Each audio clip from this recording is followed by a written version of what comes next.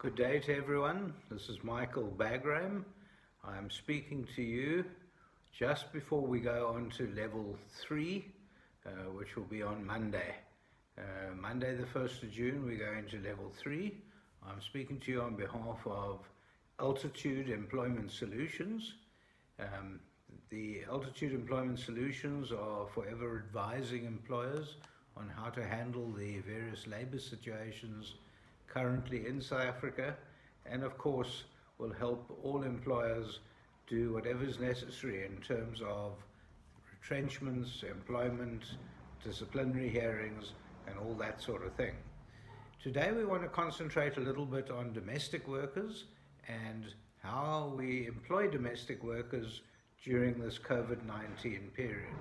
And as we go into level 3, it's important to have a look at the structure of where we've come from.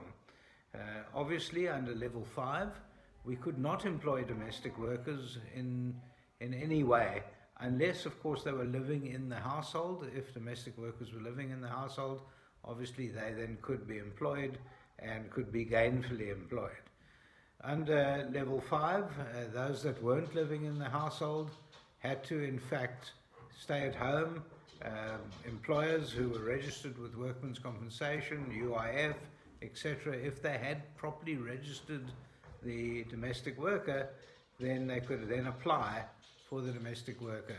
I know many employers actually continued paying for their domestic worker, which is commendable under the circumstances. As we moved into level 4, the regulations changed somewhat, which was reasonably interesting in that they said domestic workers who were working for people who are looking after the aged, looking after the infirm, the sickly, or children, or mentally unstable, those domestic workers could come in, could travel in under level 4 of the lockdown and look after the people that were structured in such a way as the regulations allowed.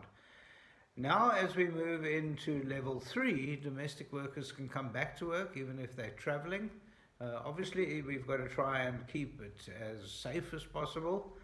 One needs to ensure that at the end of the day, when you do have a domestic worker at work, that you ensure that she is given a mask, there's sanitizers, and of course the travel is a real issue.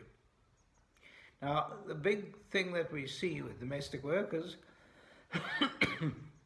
was that those domestic workers who obviously were sickly, who displayed symptoms of the COVID-19, would have to go home and take their sick leave. They must get paid for their sick leave. And then after 2 weeks, if they weren't positive, would be expected to come back to work. And this is what we're going to be seeing over this period now. The silver lining is that many domestic workers, in fact, weren't registered with Workmen's Compensation or UIF, because Workmen's Compensation just come in now. And those domestic workers were obviously wanting to claim from the UIF, from the TERS fund, and many of the employers came forward and said, we want to register our domestic workers, which was good because at least we're now regularizing the situation, and you can do it. You can pay back pay, and the department does allow you to register the domestic worker for that back pay. But as the domestic workers now come back to work, please ensure that you keep them as safe as possible, keep their hands sanitized, masks, and let people actually keep the social distancing as well. So thank you for hearing from me today. As we move into level 3, it's Michael Bagram on behalf of Altitude Employment Solutions. I really appreciate you taking the time to listen to us.